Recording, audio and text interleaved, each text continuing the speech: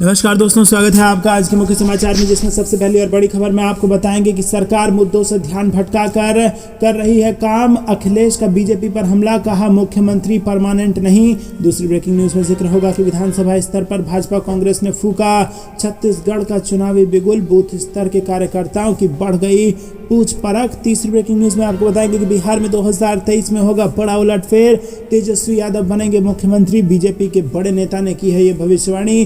चौथी खबर में जिक्र होगा कि कमलनाथ फिर लगा रहे हैं वादों की झड़ी और बुजुर्गों को के साथ किया ये वादा। और पांचवी ब्रेकिंग न्यूज में आपको बताएंगे कि उत्तर प्रदेश की चौखट पर पहुंची भारत जोड़ो यात्रा, कांग्रेस ने राज्य की सभी पार्टियों को भेजा न्योता। दोस्तों, हर एक खबर की गहराई में आपको ले जाएंगे, लेकिन उससे पहले अगर आप भी राहुल गांधी के भारत जोड़ो यात्रा के करते हैं समर्थन, तो वीडियो को लाइक, चैनल को सब्सक्राइब और बेल आइकन जरूर दबाइएगा। रुक करते हैं सबसे पहली और बड़ी खबर की तरफ। सरकार मुद्दों से ध्यान भटकाने का कर रही है काम। अखिलेश यादव का बीजेपी पर हमला, कहा मुख्यमंत्री परमानेंट नहीं। जी हां दोस्तों, सपा अध्यक्ष अखिलेश यादव ने सरकार पर मुद्दे से ध्यान भटकाने का आरोप लगाया और अखिलेश ने कहा कि सरकार सपा के कार्यकर्ताओं को परेशान कर रही है। सरकार के अत्याचारों के खिलाफ सपा सड़कों पर उतरेंगी। और इसी के साथ उन्होंने सीएम योगी पर निशाना साधते हुए कहा कि मुख्यमंत्री का पद परमानेंट नहीं होता।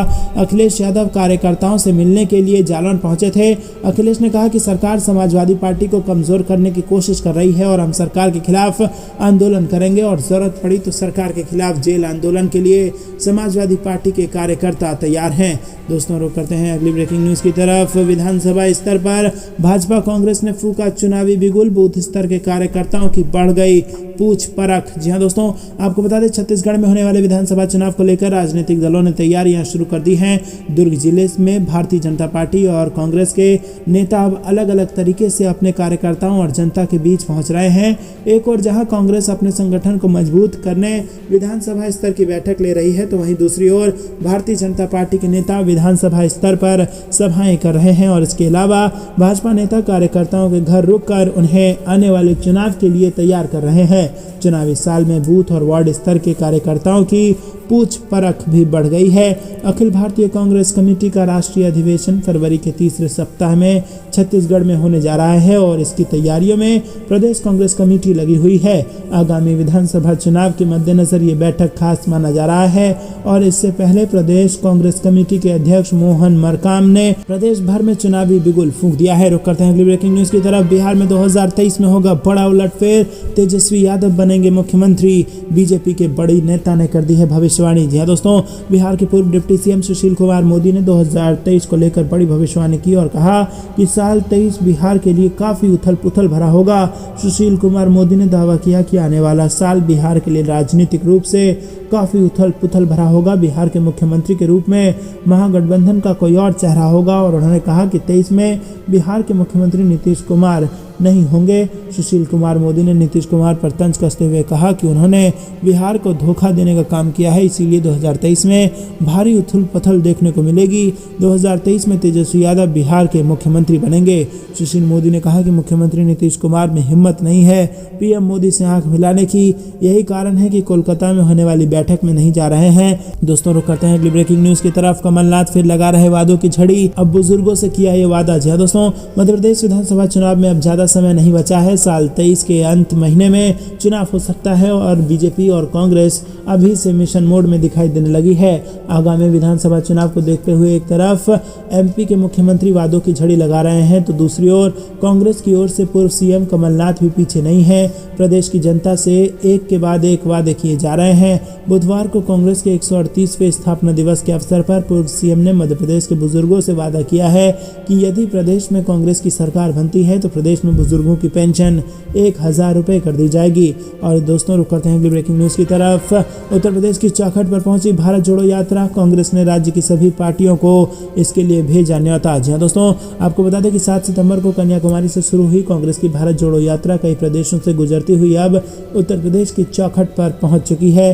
प्रदेश के पार्टी पदाधिकारियों और कार्यकर्ताओं ने यात्रा के स्वागत के लिए तैयारियां तेज कर दी हैं। यात्रा की सफलता के लिए कांग्रेस की ओर से राज्य की कई पॉलिटिकल पार्टियों के पदाधिकारियों को न्योता भेजा गया है और चाहे इसमें बीजेपी के दिनेश शर्मा हो, सपा प्रमुख अखिलेश यादव हो, बसपा प्रमुख मायावती हो या फिर आरएलडी से जयंत चौधरी हो। और आपको बता दें कि कांग्रेस की भारत जोड़ो यात्रा के जनवरी 2023 के पहले सप्ताह में उत्तर प्रदेश में प्रवेश करने की संभावना है और इस यात्रा में शामिल होने के लिए सभी यात्रियों को सफेद खादी की पोशाक पहनने को कहा गया है। वहीं यूपीसीसी प्रमुख ब्रिजलाल खाबरी ने सभी जिला और नगर इकाइयों से 100 राज्य यात्रियों का चयन करने के लिए कहा है जो इस अभियान में भाग लेंगे। भारत जोड़ो यात्रा जनवरी के पहले सप्ताह में उत्तर प्रदेश में प्रवेश करेगी और इसके लिए राज्य भर से यात्रियों को नामांकित किया जाएगा और वो यात्रा के उत्तर प्रदेश से गुजरते समय इसका हिस्सा बने रहेंगे। रुक करते हैं अगली ब्रेकिंग न्यूज की तरफ। भारत जोड़ो यात्रा, राहुल गांधी की सुरक्षा में बड़ी लापरवाही, कांग्रेस ने गृह मंत्री अमित शाह को लिखा पत्र और खड़े किए कई गंभीर सवाल। जी हाँ दोस्तों, कांग्रेस सांसद राहुल गांधी की सुरक्षा में चूक का मामला सामने आया है। कांग्रेस ने राहुल गांधी की सुरक्षा में लापरवाही का आरोप लगाया और इसे लेकर कांग्रेस नेता केसी वेणुगोपाल ने गृह मंत्री अमित शाह को चिट्ठी लिखी है।